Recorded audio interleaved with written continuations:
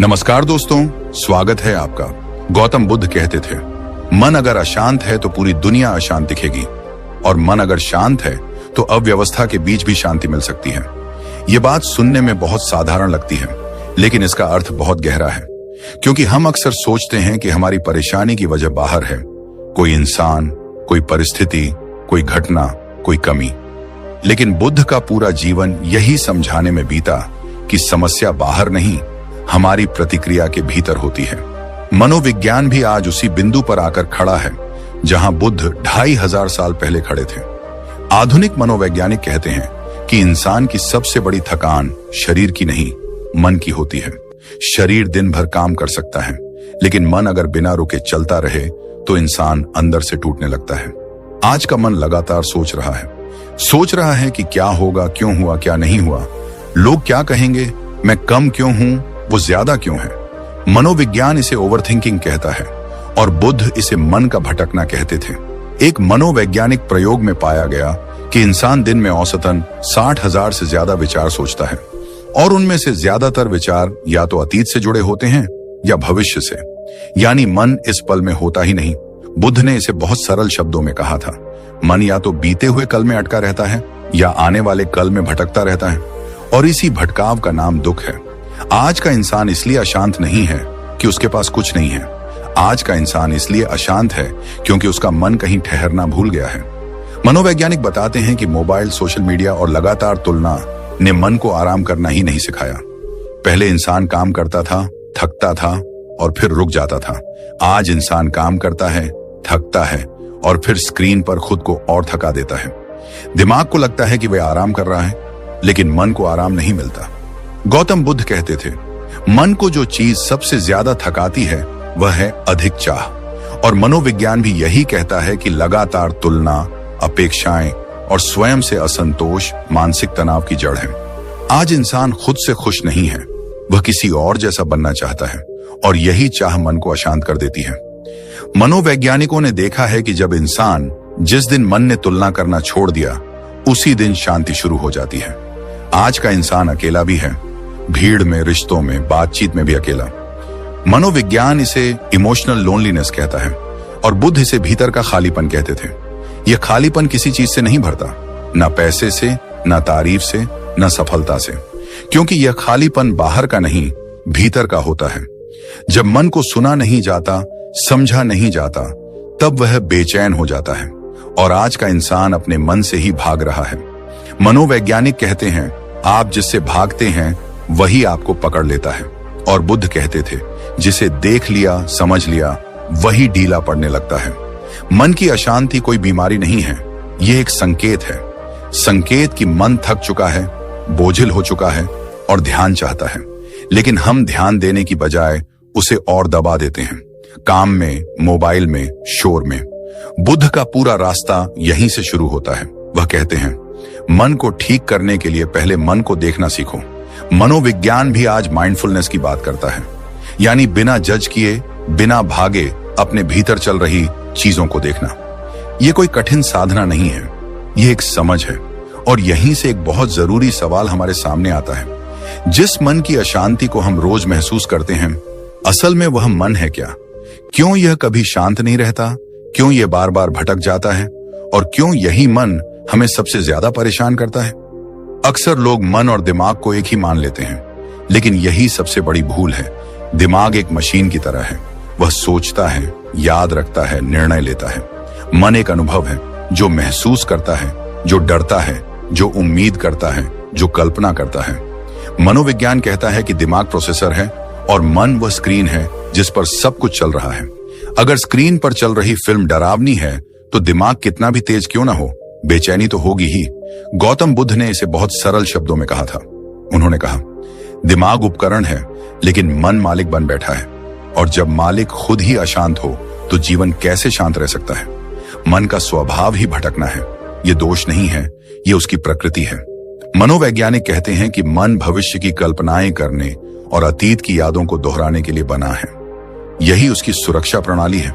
लेकिन समस्या तब शुरू होती है जब यह प्रणाली जरूरत से ज्यादा सक्रिय हो जाती है।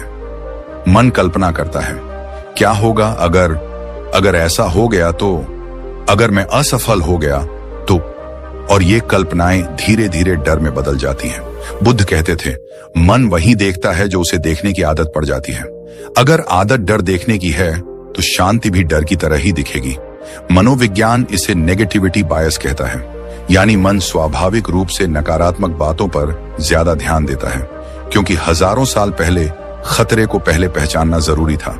लेकिन आज वही आदत बिना खतरे के भी मन को सतर्क और बेचैन रखती है।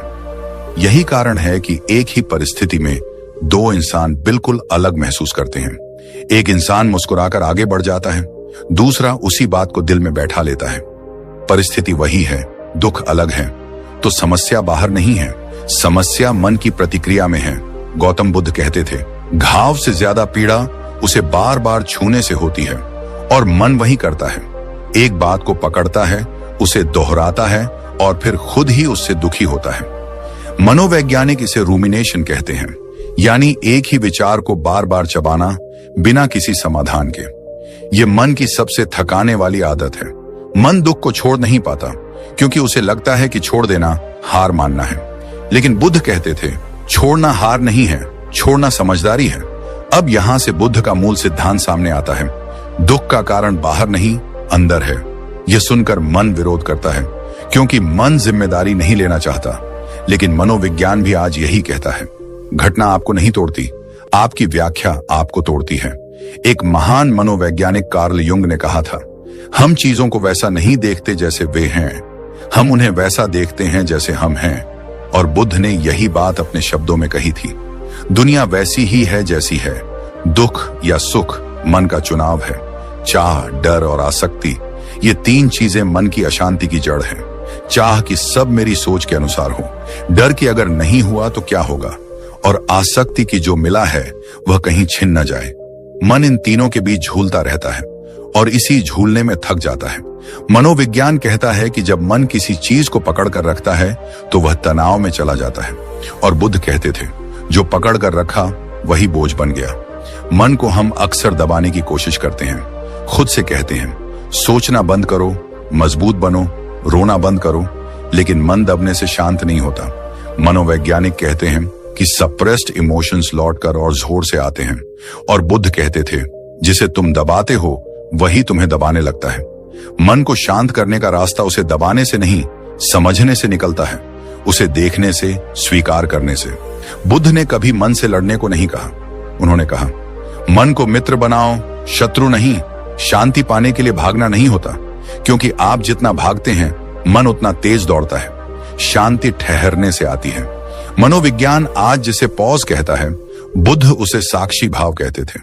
ठहरना, सिर्फ कुछ पल रुक जाना और देखना कि भीतर क्या चल रहा है। यहीं से मन का असली इलाज शुरू होता है, क्योंकि जब आप मन को देखना सीख जाते हैं तो मन आपको डराना बंद कर देता है।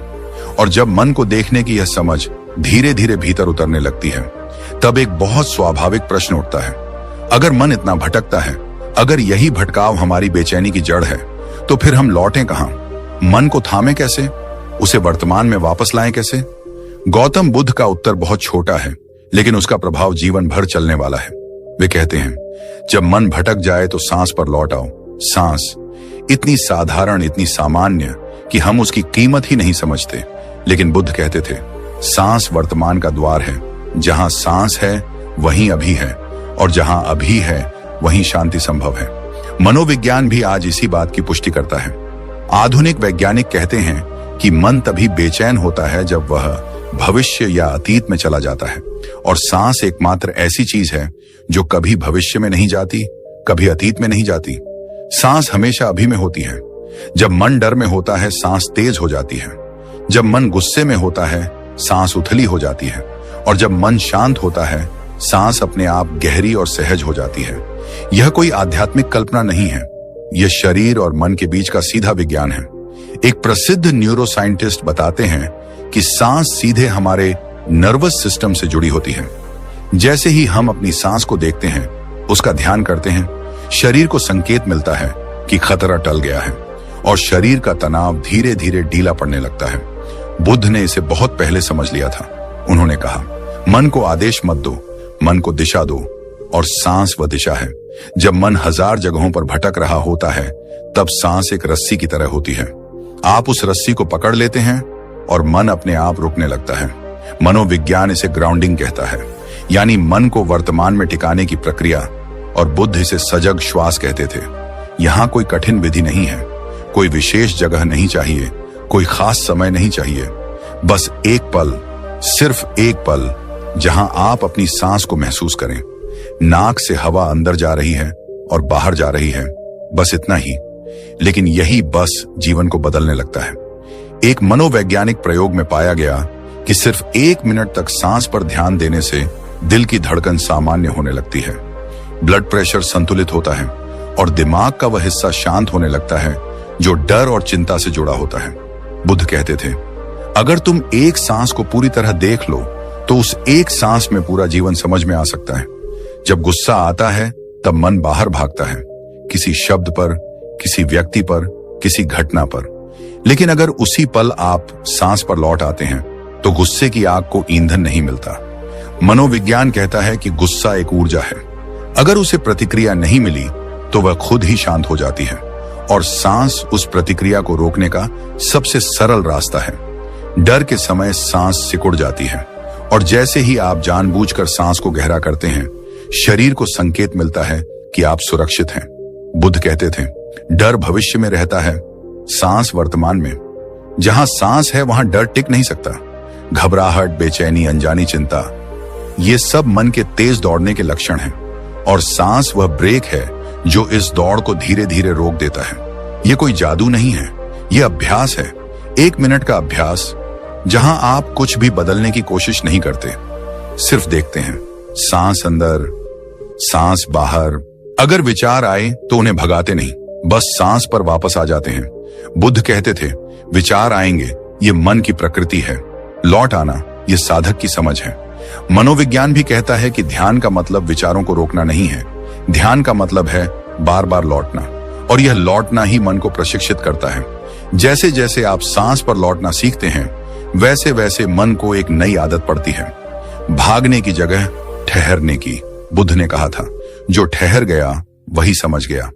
और यहीं से यह सरल उपाय एक गहरी यात्रा बन जाता है। सांस केवल सांस नहीं रहती, वह आपका सहारा बन जाती है, आपका घर बन जाती है। जब जीवन भारी लगे, जब शब्द चोट करें, जब भविष्य डराए, तब सांस पर लौट आना।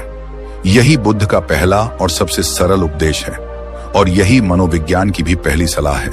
क्योंकि जब सांस शांत होती है तो मन को पहली बार महसूस होता है कि शांति कोई दूर की चीज नहीं है, वह यही है, इसी पल में। और जब सांस पर लौटने से मन थोड़ा सा ठहरना सीख लेता है, तब एक बहुत दिलचस्प बात सामने आती है। मन शांत तो होता है, लेकिन पूरी तरह खाली नहीं होता। विचार अब भी आते हैं, कभी पुराने, कभी नए, कभी हल्के, कभी बहुत भारी। यहीं पर ज्यादातर लोग घबरा जाते हैं। वे सोचते हैं कि ध्यान सही नहीं हो रहा क्योंकि विचार आ रहे हैं। लेकिन गौतम बुद्ध यहीं पर मुस्कुराते थे। वे कहते थे, विचार आना समस्या नहीं है, विचारों में फंस जाना समस्या है। मन का काम है सोचना, ये उसका स्वभाव है। मनोविज्ञान भी यही कहता है कि विचारों को रोकने की कोशिश करना उन्हें और ताकत देता है। जिस विचार से आप लड़ते हैं, वही विचार आपसे चिपक जाता है। एक प्रसिद्ध मनोवैज्ञानिक ने कहा था, जिसे तुम हटाना चाहते हो वही तुम्हारे ध्यान के केंद्र में आ जाता है। और बुद्ध ने यही बात बहुत पहले अपने तरीके से कही थी, जिसे तुम धक्का देते हो वही लौट कर आता है। इसलिए दूसरा उपाय बहुत शांत है, बहुत सरल है और बहुत गहरा है। सिर्फ देखो, जज मत करो। मन में जो भी आए उसे आने दो। गुस्सा आए, डर आए, यादें आए, कल्पनाएं आए, उन्हें अच्छा या बुरा मत कहो, उन्हें सही या गलत मत ठहराओ। सिर्फ देखो, यहीं से मैं विचार नहीं हूं कि समझ जन्म लेती है। ये वाक्य सुनने में छोटा है, लेकिन इसके भीतर पूरी आजादी छुपी है। मनोविज्ञान कहता है कि इंसान अपनी पहचान अपने विचारों से जोड़ लेता है। अगर मन में नकारात्मक विचार आया तो वह सोचता है, मैं ही गलत हूं, मैं ही कमजोर हूं। लेकिन बुद्ध कहते थे, विचार मन में उठने वाली लहर है, तुम वह सागर हो, लहर नहीं। इस बात को समझाने के लिए बुद्ध एक बहुत सुंदर उदाहरण देते थे, आकाश और बादल का उदाहरण। आकाश हमेशा वैसा ही रहता है, शांत, खुला, असीम। बादल आते हैं, जाते हैं, कभी हल्के, कभी काले, कभी घने। लेकिन आकाश कभी यह नहीं कहता, आज मैं खराब हूं क्योंकि बादल आ गए। मन भी आकाश की तरह है, विचार बादलों की तरह हैं। वे आते हैं, जाते हैं। समस्या तब शुरू होती है जब हम खुद को बादल समझने लगते हैं। मनोविज्ञान इसे कॉग्निटिव फ्यूजन कहता है, यानी विचारों के साथ इतना जुड़ जाना कि हमें लगता है जो मैं सोच रहा हूं वही मैं हूं।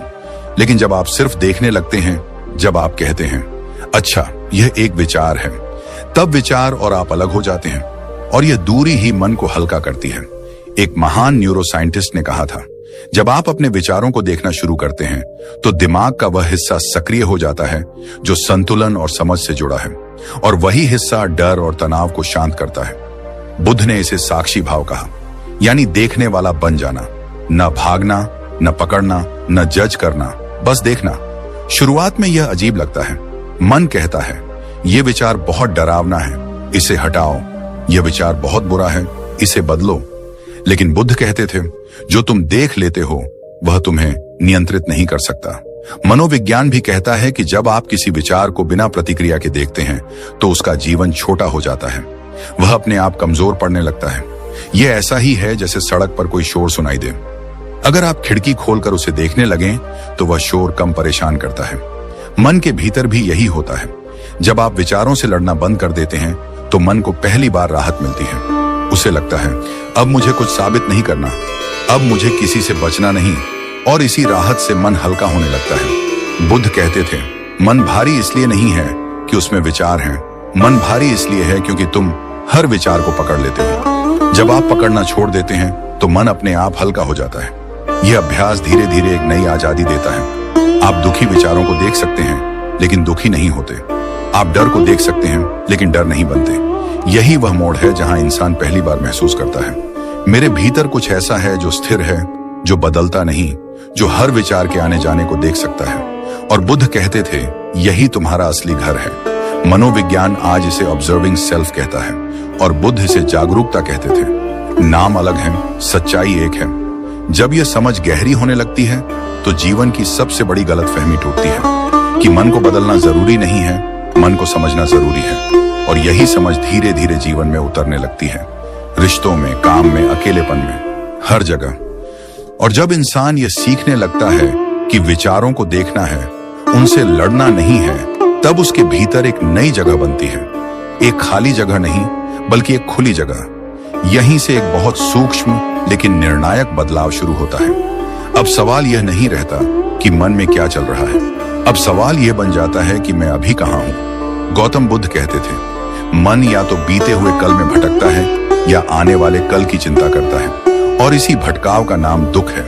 मनोविज्ञान भी आज यही कहता है कि मन का अधिकांश तनाव समय से जुड़ा होता है। या तो हम अतीत को दोहराते रहते हैं, काश ऐसा न हुआ होता, काश मैंने यह कहा होता, काश मैंने वह किया होता, या फिर हम भविष्य की कल्पनाओं में उलझे रहते हैं, अगर ऐसा हो गया तो, अगर वैसा नहीं हुआ तो। और इन दोनों के बीच जो एकमात्र पल है जिसमें वास्तव में जीवन घट रहा है, उसे हम पूरी तरह छोड़ देते हैं। बुद्ध कहते थे तुम जिस पल में सांस ले रहे हो वही तुम्हारा जीवन है, बाकी सब स्मृति और कल्पना है। ये बात सुनने में बहुत साधारण लगती है लेकिन इसे जीना सबसे कठिन है। मनोवैज्ञानिक बताते हैं कि मन का स्वभाव है भटकना। यह अतीत और भविष्य के बीच झूलता रहता है क्योंकि उसे सुरक्षा चाहिए। उसे लगता है कि अगर वह हर संभावित खतरे के बारे में सोचेगा तो सुरक्षित रहेगा। लेकिन यही आदत धीरे धीरे मन को थका देती है क्योंकि मन लड़ाइयां लड़ता है जो कभी होती ही नहीं। एक प्रसिद्ध वैज्ञानिक ने कहा था हमारे अधिकांश डर कभी सच नहीं होते, लेकिन वे हमारे शरीर और मन को वैसे ही नुकसान पहुंचा देते हैं जैसे सच हो गए हों। बुद्ध ने इसे बहुत पहले पहचान लिया था। उन्होंने कहा मन भविष्य के दुख को आज जी लेता है और यही सबसे बड़ा भ्रम है। वर्तमान ही शांति का एकमात्र स्थान है क्योंकि वर्तमान में कोई कहानी नहीं होती, यहाँ सिर्फ अनुभव होता है। जब आप अभी चलते हैं तो चलना ही होता है, जब आप अभी खाते हैं तो खाना ही होता है, जब आप अभी सुनते हैं तो सिर्फ सुनना होता है। लेकिन हमारा मन वहां नहीं होता। हम चलते हुए कहीं और होते हैं, खाते हुए स्क्रीन में होते हैं, सुनते हुए जब आप सोच रहे होते हैं। और यही दूरी धीरे धीरे जीवन से संपर्क तोड़ देती है। बुद्ध कहते थे जब तुम जो कर रहे हो उसमें पूरी तरह हो तो वही ध्यान है। मनोविज्ञान इसे माइंडफुलनेस कहता है, यानी बिना भागे, बिना जोड़ तोड़ किए इस पल में मौजूद होना। यह कोई विशेष साधना नहीं है, यह जीवन जीने का तरीका है। बुद्ध ने कभी यह नहीं कहा कि जीवन छोड़ो, जंगल जाओ। उन्होंने कहा, जो कर रहे हो उसे पूरा जियो।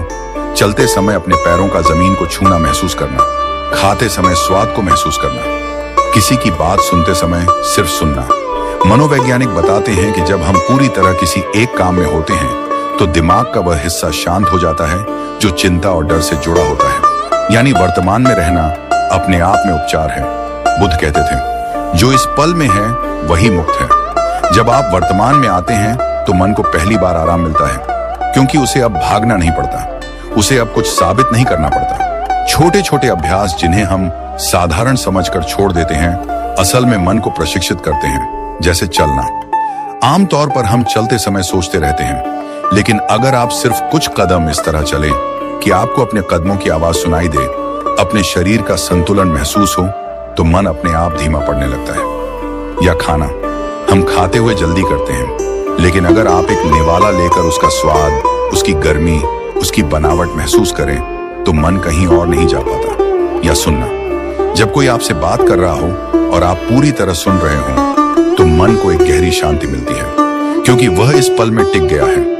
मनोविज्ञान कहता है कि ध्यान का मतलब आंख बंद करके बैठना ही नहीं है। ध्यान का मतलब है जो सामने है उसमें पूरी तरह होना। बुद्ध ने इसे जीवन का ध्यान कहा। जब यह समझ धीरे धीरे उतरने लगती है तो इंसान महसूस करता है कि शांति कोई अलग चीज नहीं है। शांति तो जीवन को पूरा जीने का परिणाम है। अतीत बदला नहीं जा सकता, भविष्य आया नहीं है, और जो अभी है वही सच है। बुद्ध कहते थे, इस पल को मत खो, यही तुम्हारा घर है। और जब इंसान इस घर में रहना सीख लेता है तो मन की भाग दौड़ धीरे धीरे थमने लगती है। और जब इंसान ये समझने लगता है कि शांति भविष्य में नहीं, अतीत में नहीं, बल्कि इसी पल में है, तब बुद्ध के समय की एक घटना अपने आप सामने आ जाती है। यह कोई कल्पना नहीं, कोई चमत्कार नहीं, बल्कि मन को समझने की एक गहरी कहानी है। बुद्ध के समय में एक युवा था, तेज दिमाग वाला, मेहनती, लेकिन भीतर से बहुत अशांत। उसका मन कभी शांत नहीं रहता था। काम करते समय उसे भविष्य की चिंता सताती थी, आराम करते समय उसे अतीत की यादें खींच ले जाती थी। वह हर समय किसी न किसी डर में जीता था। डर की कहीं वह असफल ना हो जाए, डर की लोग क्या सोचेंगे, डर की जो है वह छिन न जाए। आज के शब्दों में कहें तो वह युवा लगातार एंजाइटी में जी रहा था। लेकिन उस समय इस बेचैनी का कोई नाम नहीं था। बस एक जलन थी, एक बेचैनी थी, एक थकान थी, बिना घाव के। आखिरकार वह बुद्ध के पास पहुंचा। उसने कहा, मेरा मन कभी शांत नहीं रहता। मैं सब कुछ ठीक करने की कोशिश करता हूँ, लेकिन अंदर कुछ टूटता ही रहता है। बुद्ध ने उसकी बात पूरी होने से पहले ही उसे रोक दिया और बहुत शांति से पूछा, अभी इस समय तुम कहाँ हो? युवा थोड़ा चौंका। वह अपनी समस्या बताने आया था और उससे यह पूछा जा रहा था कि वह कहाँ है। उसने कहा, मैं यहाँ बैठा हूँ। बुद्ध ने कहा, नहीं, तुम्हारा शरीर यहाँ है, तुम कहाँ हो? यह सवाल उस युवा को भीतर तक हिला गया, क्योंकि पहली बार उसने महसूस किया कि उसका मन वहां नहीं था जहां उसका शरीर था। बुद्ध ने उसे पास के एक रास्ते पर चलने को कहा और कहा, चलते समय बस अपने कदमों को महसूस करना, कुछ और नहीं। युवा को यह बहुत साधारण लगा। उसे लगा, इससे क्या होगा? लेकिन जैसे जैसे वह चलने लगा, उसने पहली बार अपने कदमों की आवाज सुनी, जमीन को छूते हुए पैरों का भार महसूस किया और कुछ ही क्षणों में उसने महसूस किया कि उसका मन पहली बार थमा है। बुद्ध ने कहा, देखा, मन को शांत करने के लिए उसे कहीं ले जाना नहीं पड़ता, बस उसे वहीं लाना पड़ता है जहां तुम हो। मनोविज्ञान आज इसी अनुभव को प्रेजेंट मोमेंट अवेयरनेस कहता है। जब ध्यान पूरी तरह शरीर और वर्तमान अनुभव में आ जाता है तो दिमाग का वह हिस्सा शांत हो जाता है जो डर और चिंता पैदा करता है। एक आधुनिक वैज्ञानिक ने कहा था, जब ध्यान अभी में होता है तो भविष्य के डर अपना आधार खो देते हैं। बुद्ध ने उस युवा से कहा, दुख इसलिए नहीं है कि जीवन कठिन है, दुख इसलिए है कि तुम जीवन से दूर हो। युवा ने पूछा, लेकिन मेरे विचार वे तो बार बार आते हैं। बुद्ध मुस्कुराए। उन्होंने आकाश की ओर इशारा किया और कहा, क्या आकाश बादलों से परेशान होता है? युवा ने सिर हिलाया। बुद्ध ने कहा, विचार बादल हैं, तुम आकाश हो। जब तक तुम खुद को बादल मानते रहोगे तब तक डरते रहोगे। ये वही बात है जिसे मनोविज्ञान आज डिटैचमेंट फ्रॉम थॉट्स कहता है, यानी विचारों को देखना, उनसे अपनी पहचान अलग करना। एक महान मनोवैज्ञानिक ने लिखा था, आपके विचार घटनाएं हैं, सच्चाई नहीं। बुद्ध ने यही बात बिना किसी किताब के सीधे अनुभव से समझाई। उस युवा ने कुछ दिन बुद्ध के पास बिताए। कोई उपदेश नहीं, कोई जटिल अभ्यास नहीं, बस चलना, बैठना, खाना, सुनना, पूरी उपस्थिति के साथ। धीरे धीरे उसका मन हल्का होने लगा। उसने महसूस किया कि समस्या उसके जीवन में नहीं थी, समस्या उसके मन की लगातार भाग दौड़ में थी। एक दिन उसने बुद्ध से कहा, अब भी समस्याएं हैं, लेकिन वे मुझे तोड़ती नहीं। बुद्ध ने कहा, जब मन वर्तमान में रहता है तो समस्याएं भी वर्तमान में रहती हैं, और वर्तमान में हर चीज संभाली जा सकती है। मनोविज्ञान भी यही कहता है, जब इंसान भविष्य की कल्पनाओं में नहीं उलझता तो उसकी मानसिक शक्ति बढ़ जाती है। वह परिस्थितियों से लड़ता नहीं, उन्हें समझता है। यह कहानी किसी चमत्कार की नहीं है, यह मन के नियम की कहानी है। बुद्ध के समय में जो सच था वही आज भी सच है। मन तब परेशान होता है जब वह वहां नहीं होता जहां जीवन हो रहा होता है, और जैसे ही मन लौट आता है, शांति अपने आप प्रकट हो जाती है। यही कारण है कि बुद्ध ने कभी शांति को पाने की चीज नहीं कहा। उन्होंने कहा, शांति को पहचाना जाता है, और यही पहचान अब हमें उस मोड़ पर ले आती है जहां यह शांति केवल व्यक्तिगत अनुभव नहीं रहती, बल्कि हमारे रिश्तों, हमारी आदतों और हमारे जीवन की दिशा को बदलने लगती है। और जब मन यह समझ लेता है कि शांति कोई अचानक मिलने वाली चीज नहीं, बल्कि हर दिन बोई जाने वाली आदतों का फल है, तब जीवन एक नई दिशा में मुड़ने लगता है। क्योंकि सच ये है कि मन को एक बार शांत कर लेना कठिन नहीं होता, कठिन होता है उसे शांत बनाए रखना। और यही वह जगह है जहां दैनिक आदतें निर्णायक बन जाती हैं। बुद्ध कहा करते थे कि जैसा मन सुबह उठते समय होता है, दिन उसी रंग में रंग जाता है। इसलिए दिन की शुरुआत कोई साधारण क्रिया नहीं, बल्कि पूरे मन का संस्कार होती है। आज का मनोविज्ञान भी यही कहता है कि वेकिंग मोमेंट्स, यानी जागने के पहले कुछ मिनट, दिमाग के लिए सबसे संवेदनशील होते हैं। उस समय जो भी विचार अंदर जाता है, वही पूरे दिन का भावनात्मक ढांचा बना देता है। बुद्ध के समय में घड़ी नहीं थी, मोबाइल नहीं था, लेकिन जागते ही श्वास को महसूस करने की परंपरा थी। बुद्ध अपने शिष्यों से कहते थे कि आंख खुलते ही कहीं भागो मत, कहीं सोचो मत, बस यह जानो कि तुम जीवित हो, श्वास चल रही है, शरीर है। यह साधारण सा अभ्यास मन को वर्तमान में टिकाने का पहला कदम होता था। आज वैज्ञानिक बताते हैं कि जब इंसान सुबह उठते ही चिंताओं में चला जाता है, तो दिमाग का स्ट्रेस रिस्पॉन्स सिस्टम सक्रिय हो जाता है, जिससे पूरा दिन तनाव में गुजरता है। इसके विपरीत अगर सुबह का पहला अनुभव शांत, सजग और धीमा हो, तो दिमाग सेफ्टी मोड में रहता है। बुद्ध ने इसे बहुत सरल शब्दों में कहा था, जिस मन ने सुबह को जीत लिया, उसने दिन को जीत लिया। धीरे धीरे यह आदत बनती है कि मन भागने की जगह ठहरना सीखता है। फिर दिन भर जो भी काम होता है, वह बोझ नहीं लगता, बल्कि एक प्रवाह जैसा महसूस होने लगता है। बुद्ध के समय में लोग खेत जोतते थे, पानी भरते थे, रास्ते चलते थे, लेकिन बुद्ध कहते थे कि काम को बदलने की जरूरत नहीं, मन को बदलने की जरूरत है। यही विचार आज के मनोवैज्ञानिक भी दोहराते हैं कि मल्टीटास्किंग नहीं, मोनोटास्किंग मानसिक शांति की कुंजी है। जब आप एक ही काम में पूरा होते हैं, तो मन टूटता नहीं, बिखरता नहीं। दिन ढलने लगता है, और शाम के साथ ही मन में जमा हुई सारी थकान, सारे अधूरे विचार, सारी बातें सिर उठाने लगती हैं। यही वह समय होता है जब अधिकतर लोग फोन, स्क्रीन, शोर और सूचनाओं में खुद को डुबो देते हैं। उन्हें लगता है कि इससे दिमाग शांत होगा, लेकिन वास्तव में यह और उत्तेजित हो जाता है। बुद्ध ने इस स्थिति को बहुत पहले पहचान लिया था।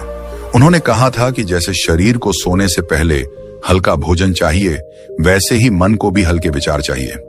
आज न्यूरोसाइंस कहता है कि सोने से पहले अगर दिमाग को लगातार सूचनाएं दी जाए, तो सबकॉन्शियस उन्हें पूरी रात प्रोसेस करता रहता है, जिससे नींद तो आती है, लेकिन विश्राम नहीं मिलता। बुद्ध अपने शिष्यों से कहते थे कि सोने से पहले दिन को देखो, लेकिन जज मत करो, बस देखो कि क्या हुआ, क्या महसूस हुआ, और फिर उसे छोड़ दो। यह छोड़ने की क्रिया मन के लिए सबसे बड़ा उपहार होती है। बुद्ध का एक कथन है कि जो मन रात को मुक्त नहीं होता, वह सुबह बोझ लेकर उठता है। यही कारण है कि ध्यान, श्वास, स्मृति और मौन उनके समय में रात की दिनचर्या का हिस्सा थे। मनोविज्ञान आज इसे इमोशनल प्रोसेसिंग कहता है, यानी दिन भर की भावनाओं को सुलझाकर सोना। जो इंसान यह नहीं करता उसका मन धीरे धीरे भारी होने लगता है। लेकिन मन को अशांत रखने वाली सबसे गहरी चीज सिर्फ विचार नहीं होते, बल्कि संगति और सूचना भी होती है। बुद्ध के समय में संगति का अर्थ था आप किसके साथ समय बिताते हैं। आज के समय में संगति का अर्थ है आप क्या सुनते हैं, क्या देखते हैं, क्या पढ़ते हैं। मनोविज्ञान स्पष्ट कहता है कि दिमाग वैसा ही बनता है जैसा वह लगातार ग्रहण करता है। अगर नकारात्मक बातें, डर, क्रोध और तुलना लगातार अंदर जाएंगी तो मन में वही भाव स्थायी हो जाएंगे। बुद्ध ने कहा था कि जिस रास्ते पर बार बार चलते हो वही रास्ता तुम्हारा घर बन जाता है। इसका अर्थ यह था कि मन जिन विचारों में बार बार जाता है वही उसकी स्थायी अवस्था बन जाती है। इसीलिए उन्होंने नकारात्मक संगति से दूरी को शांति का आधार बताया। यह दूरी भागना नहीं है, बल्कि खुद की रक्षा करना है। आज के वैज्ञानिक इसे मेंटल बाउंड्रीज कहते हैं, यानी यह तय करना कि मन क्या स्वीकार करेगा और क्या नहीं। धीरे धीरे जब इंसान बाहरी शोर से थोड़ा हटता है तब एक और चीज उभरती है, खुद के साथ समय बिताने की आदत। यह आदत आज के समय में सबसे कठिन और सबसे जरूरी है। अधिकतर लोग अकेलेपन से डरते हैं क्योंकि उन्हें लगता है कि अकेले होने का मतलब खाली होना है। लेकिन बुद्ध ने कहा था कि अकेलापन खाली नहीं होता, वह तो मुलाकात होती है खुद से। मनोविज्ञान भी मानता है कि सेल्फ रिफ्लेक्शन के बिना मन कभी स्थिर नहीं हो सकता। जब इंसान खुद के साथ बैठना सीखता है तो उसे अपनी भावनाओं, डर और इच्छाओं की असली प्रकृति दिखने लगती है। बुद्ध के समय में यह समय जंगलों में, पेड़ों के नीचे, मौन में बिताया जाता था। आज वही समय एक शांत कमरे, एक टहलते हुए रास्ते या कुछ क्षणों की चुप्पी में मिल सकता है। बुद्ध ने कहा था कि जो खुद से दोस्ती कर लेता है उसे दुनिया दुश्मन नहीं लगती। यह वाक्य मनोविज्ञान की सबसे गहरी सच्चाई को छूता है, क्योंकि जब इंसान खुद को समझने लगता है तो उसे दूसरों से मान्यता लेने की जरूरत कम पड़ती है। उसका मन स्थिर रहने लगता है और यही स्थिरता धीरे धीरे एक आदत बन जाती है। यह आदत किसी एक दिन में नहीं बनती, लेकिन जब बन जाती है तो जीवन भर साथ निभाती है। बुद्ध का ज्ञान और आधुनिक मनोविज्ञान यहां एक ही जगह मिलते हैं। शांति कोई लक्ष्य नहीं, यह एक जीवन शैली है। रोज सुबह की सजग शुरुआत, दिन भर की जागरूक उपस्थिति, रात की शांत विदाई, नकारात्मक प्रभावों से दूरी और खुद के साथ ईमानदार समय, ये सब मिलकर मन को ऐसा आधार देते हैं जो किसी भी तूफान में नहीं हिलता। और जब ये सारी बातें सुनने में सही लगने लगती हैं, समझ में आने लगती हैं, तब मन के भीतर एक सवाल जरूर उठता है, क्या ये सब सच में काम करता है? क्या आम जिंदगी में आम इंसान के लिए भी ये संभव है? यही सवाल हर उस व्यक्ति के मन में आता है जो अंदर से टूटा हुआ है, थका हुआ है और बस किसी तरह शांति चाहता है। इसी सवाल का जवाब एक आम इंसान की कहानी में छिपा होता है, जो न तो साधु था, न विद्वान, न ही किसी आध्यात्मिक रास्ते पर चलने वाला। वह बस हम सब जैसा ही था। उस आदमी का नाम कोई खास नहीं, मान लीजिए उसका नाम रवि था। रवि शहर में रहने वाला एक साधारण इंसान था। नौकरी करता था, परिवार की जिम्मेदारियां थीं, सपने थे, लेकिन उन सपनों से ज्यादा डर था असफल होने का डर, लोगों की नजरों में गिर जाने का डर और सबसे ज्यादा खुद से हार जाने का डर। सुबह आंख खुलते ही उसके सीने में एक अजीब सी जकड़न होती थी। बिना किसी वजह के दिल तेज धड़कता था, दिमाग में 100 सवाल घूमते थे। आज बॉस क्या कहेगा? काम पूरा होगा या नहीं? जिंदगी ऐसे ही चलती रही तो क्या होगा? बाहर से देखने पर सब ठीक लगता था, लेकिन अंदर एक लगातार चलती बेचैनी थी जो उसे कभी चैन से बैठने नहीं देती थी। मनोविज्ञान इस स्थिति को क्रॉनिक एंजाइटी कहता है, जहां मन लगातार भविष्य में जीता है और शरीर उसी डर को सच मानकर प्रतिक्रिया देता है। वैज्ञानिक बताते हैं कि ऐसे इंसान का नर्वस सिस्टम हमेशा अलर्ट मोड में रहता है, जैसे कोई खतरा सामने खड़ा हो। बुद्ध ने सदियों पहले इसे और सरल शब्दों में कहा था, जब मन भविष्य में भागता है तो शरीर वर्तमान में डर सहता है। रवि की जिंदगी में असफलताएं भी आईं। एक बड़ा प्रोजेक्ट फेल हुआ, लोगों ने सवाल उठाए, आत्मविश्वास टूटने लगा। उसने खुद को दोष देना शुरू कर दिया। रात को नींद नहीं आती थी और अगर आती भी थी तो अधूरी। मन बार बार वही दृश्य दोहराता, वो मीटिंग, वो शब्द, वो नजरें। मनोविज्ञान कहता है कि जब दिमाग किसी घटना को बार बार दोहराता है तो वह उसे खतरे की तरह स्टोर कर लेता है। बुद्ध इसे चिपकाव कहते थे, मन का किसी विचार से चिपक जाना। रवि ने बहुत कुछ आजमाया, दोस्तों से बात की, मोटिवेशनल वीडियो देखे, खुद को समझाया कि सब ठीक हो जाएगा, लेकिन मन मानता ही नहीं था, क्योंकि मन को समझाने से नहीं, देखने से शांति मिलती है। यह बात उसे तब समझ आई जब एक दिन वह यूं ही थका हुआ, टूटता हुआ एक पार्क में बैठा था। वहां एक बुजुर्ग व्यक्ति ध्यान में बैठे थे। कोई प्रवचन नहीं, कोई भाषण नहीं, बस शांति। उस शांति ने रवि को पहली बार रुकने पर मजबूर किया। बातों बातों में उस बुजुर्ग ने बुद्ध की एक सरल बात कही, मन को बदलने की कोशिश मत करो, मन को देखो। यह वाक्य रवि के भीतर कहीं गूंज गया। पहली बार उसे लगा कि शायद समस्या यह नहीं कि उसके विचार बुरे हैं, बल्कि यह है कि वह उन्हें सच मान लेता है। मनोविज्ञान इसे कॉग्निटिव फ्यूजन कहता है, जब इंसान अपने विचारों और खुद के बीच फर्क भूल जाता है। रवि ने धीरे धीरे छोटे छोटे प्रयोग शुरू किए। जब बेचैनी आती तो वह उसे लड़ता नहीं, बस बैठकर अपनी सांस को महसूस करता। शुरू में मन और ज्यादा भागता था, लेकिन उसने बुद्ध की बात याद रखी, मन को दबाओ मत, समझो। कुछ ही दिनों में उसने महसूस किया कि बेचैनी आती है, रहती है और चली भी जाती है, वह स्थायी नहीं है। यह अनुभव किसी किताब से नहीं, अपने देखने से आया। आधुनिक मनोविज्ञान भी कहता है कि जब इंसान एंजाइटी को स्वीकार करता है तो उसका असर कम होने लगता है। एक्सेप्टेंस बेस्ड थेरेपीज इसी सिद्धांत पर काम करती हैं। बुद्ध ने इसे हजारों साल पहले कहा था, जो स्वीकार है वही मुक्त करता है। फिर रवि ने दूसरा अभ्यास अपनाया, विचारों को देखना, जज न करना। जब मन कहता तू असफल है, वह बस देखता कि यह एक विचार है, सच नहीं, बादल की तरह आया है, जाएगा। धीरे धीरे विचारों की पकड़ ढीली होने लगी, मन हल्का महसूस करने लगा। पहली बार उसे एहसास हुआ कि शांति कोई दूर की चीज नहीं, बल्कि विचारों से थोड़ी दूरी का नाम है। रवि ने वर्तमान में जीने की कला को भी जिंदगी में उतारना शुरू किया। चाय पीते समय बस चाय पीना, चलते समय बस चलना, बात करते समय बस सुनना। ये छोटे छोटे पल उसके लिए ध्यान बन गए। मनोविज्ञान कहता है कि माइंडफुलनेस से दिमाग के वही हिस्से सक्रिय होते हैं जो संतुलन और करुणा से जुड़े होते हैं। बुद्ध इसे सजगता कहते थे, पूरी तरह उपस्थित होना। कुछ महीनों बाद रवि की जिंदगी बाहर से बहुत नहीं बदली थी। वही नौकरी, वही जिम्मेदारियां, वही चुनौतियां, लेकिन अंदर कुछ बदल चुका था। मन अब हर छोटी बात पर टूटता नहीं था। असफलता आई, लेकिन उसने खुद को असफल मानना छोड़ दिया। तनाव आया, लेकिन वह उसमें डूबा नहीं। शांति कोई स्थायी अवस्था नहीं बनी, लेकिन अशांति अब डरावनी नहीं रही। यही वह परिवर्तन है जिसकी बात बुद्ध करते थे। उन्होंने कभी यह वादा नहीं किया कि जीवन में दुख नहीं आएगा। उन्होंने बस यह दिखाया कि दुख के साथ कैसे रहा जाए बिना टूटे। मनोविज्ञान भी आज यही सिखा रहा है, रेजिलियंस, यानी भीतर से मजबूत होना। रवि की कहानी कोई चमत्कार नहीं है, यह उस इंसान की कहानी है जिसने मन से लड़ना छोड़ दिया और मन को समझना शुरू किया, जिसने बाहर की परिस्थितियों को बदलने से पहले अंदर की प्रतिक्रिया को देखा। और यही कारण है कि यह कहानी हर उस व्यक्ति से जुड़ जाती है जो रात को थका हुआ सिर रखता है और सुबह भारी मन से उठता है। बुद्ध का ज्ञान और आधुनिक विज्ञान यहां एक साथ खड़े दिखाई देते हैं। शांति कोई जादू नहीं, ये एक समझ है। और जब यह समझ जीवन में उतर जाती है तो इंसान टूटे हुए मन के साथ भी पूरी तरह जीना सीख जाता है। यही इस पूरी यात्रा का सार है। और यहीं से वह मोड़ आता है जहां सुनने वाला खुद से पूछता है, अगर रवि कर सकता है तो शायद मैं भी कर सकता हूं।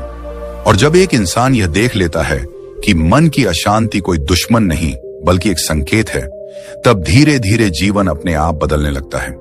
मन शांत होता है तो सबसे पहले जो बदलाव दिखाई देता है वह रिश्तों में आता है, क्योंकि अशांत मन हमेशा प्रतिक्रिया करता है, छोटी छोटी बातों पर चोट खा जाता है, शब्दों को तोड़ मरोड़ कर सुनता है और अपने ही भीतर के डर को सामने वाले पर थोप देता है। मनोविज्ञान कहता है कि जब हमारा नर्वस सिस्टम लगातार तनाव में रहता है, तब हम सर्वाइवल मोड में जीते हैं और उस अवस्था में इंसान प्यार नहीं, सुरक्षा ढूंढता है। बुद्ध ने इसे और सरल शब्दों में कहा था, अशांत मन प्रेम नहीं कर सकता, वह सिर्फ बचाव करता है। जैसे जैसे मन शांत होता है, इंसान सुनना सीखता है।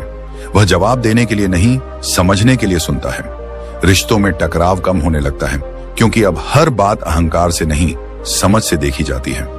पति पत्नी के बीच, माता पिता और बच्चों के बीच, दोस्तों के बीच, एक नई नरमी आने लगती है। बुद्ध कहते थे, जब मन शांत होता है, करुणा अपने आप जन्म लेती है, उसे पैदा नहीं करना पड़ता। आधुनिक मनोविज्ञान भी मानता है कि इमोशनल रेगुलेशन बेहतर होते ही एम्पैथी बढ़ती है, और यही रिश्तों की असली नींव है। मन शांत होने का दूसरा बड़ा असर निर्णय लेने की क्षमता पर पड़ता है। अशांत मन जल्दबाजी करता है, डर के आधार पर फैसले लेता है या फिर पछतावे में जीता है। न्यूरोसाइंस बताती है कि तनाव में प्रीफ्रंटल कॉर्टेक्स, जो सही निर्णय लेने के लिए जिम्मेदार है, वह ठीक से काम नहीं करता। बुद्ध ने सदियों पहले यह समझ लिया था कि जब मन में लहरें उठ रही हों, तब सच्चाई दिखाई नहीं देती। शांत पानी में ही आकाश साफ दिखता है। जब मन ठहरता है, तब निर्णय स्पष्ट होते हैं और इंसान अपने जीवन की दिशा खुद तय करने लगता है, किसी डर या दबाव से नहीं। धीरे धीरे आत्मविश्वास जन्म लेता है, लेकिन यह वह आत्मविश्वास नहीं होता जो दूसरों को नीचे दिखाकर खुद को ऊपर उठाता है। यह वह आत्मविश्वास होता है जो भीतर से आता है। मैं जैसा हूं, पर्याप्त हूं। मनोवैज्ञानिक इसे सेल्फ एक्सेप्टेंस कहते हैं। बुद्ध इसे आत्म जागरूकता कहते थे। जब इंसान खुद से लड़ना बंद करता है, तब उसे साबित करने की जरूरत भी खत्म हो जाती है। शब्द कम हो जाते हैं, उपस्थिति गहरी हो जाती है। यही स्पष्टता है, क्लैरिटी, जहां जीवन भारी नहीं लगता बल्कि सरल महसूस होने लगता है। और फिर एक दिन ऐसा आता है जब खुशी बिना किसी खास कारण के महसूस होने लगती है। कोई बड़ी उपलब्धि नहीं, कोई तारीफ नहीं, फिर भी भीतर एक हल्की सी मुस्कान रहती है। मनोविज्ञान बताता है कि जब इंसान वर्तमान में जीता है, तब दिमाग में वही रसायन सक्रिय होते हैं जो संतोष और आनंद से जुड़े होते हैं। बुद्ध ने इसे अनासक्ति की खुशी कहा। वह खुशी जो किसी चीज पर निर्भर नहीं होती। ये खुशी आती है और चली जाती है, लेकिन उसके जाने का डर नहीं रहता, क्योंकि अब इंसान जान चुका होता है कि शांति उसकी अपनी प्रकृति है। यहीं से जीवन का सार धीरे धीरे स्पष्ट होने लगता है। समझ में आता है कि शांति बाहर कहीं नहीं छुपी है, न किसी इंसान में, न किसी वस्तु में, न किसी परिस्थिति में। शांति तो उस देखने के तरीके में है जिससे हम जीवन को देखते हैं। बुद्ध ने बार बार यही कहा, दुनिया वैसी नहीं है जैसी वह दिखती है, दुनिया वैसी है जैसे हम उसे देखते हैं। मन बदलेगा तो दुनिया अपने आप बदल जाएगी। आधुनिक विज्ञान भी आज यही मानता है कि परसेप्शन बदलते ही एक्सपीरियंस बदल जाता है। हर इंसान शांति का हकदार है। यह किसी विशेष व्यक्ति का विशेषाधिकार नहीं है। न इसके लिए सब कुछ छोड़ना जरूरी है, न कहीं भागना। शुरुआत यहीं से हो सकती है, अभी से, इसी सांस से। मन को शांत करना कोई लक्ष्य नहीं, यह एक यात्रा है। हर दिन थोड़ी सी सजगता, थोड़ी सी समझ और खुद के प्रति थोड़ी सी करुणा। बुद्ध कहते थे, एक दीपक दूसरे दीपक को जलाता है, लेकिन खुद को खोता नहीं। जब आप अपने मन में शांति जगाते हैं, तो आप अनजाने में दूसरों के लिए भी प्रकाश बन जाते हैं। और अगर इस पूरी यात्रा के दौरान इस वीडियो के किसी भी शब्द ने आपके मन को छुआ हो, अगर आपको लगा हो कि यहां कही गई बातें सिर्फ सुनी नहीं बल्कि महसूस की जा सकती हैं, तो समझिए आप अकेले नहीं हैं। यह चैनल एक मंच नहीं, एक यात्रा है उन लोगों की जो भीतर से शांत होना चाहते हैं, जो जीवन को लड़ाई नहीं समझ बनाना चाहते हैं। अगर यह वीडियो आपके लिए उपयोगी रहा, तो इसे उन लोगों तक पहुंचाइए जिनका मन आज भारी है। इस परिवार से जुड़िए, क्योंकि यहां हम मन को बदलने नहीं, मन को समझने की कोशिश करते हैं। एक छोटा सा कदम, एक सब्सक्राइब, एक शेयर किसी के जीवन में बड़ी शांति की शुरुआत बन सकता है। याद रखिए, शांति कोई मंजिल नहीं है जहां पहुंचकर सब खत्म हो जाए। शांति वह तरीका है जिससे जीवन जिया जाता है, और जब यह तरीका समझ में आ जाता है, तब हर दिन अपने आप में एक ध्यान बन जाता है, और यहीं से असली परिवर्तन शुरू होता है। धन्यवाद।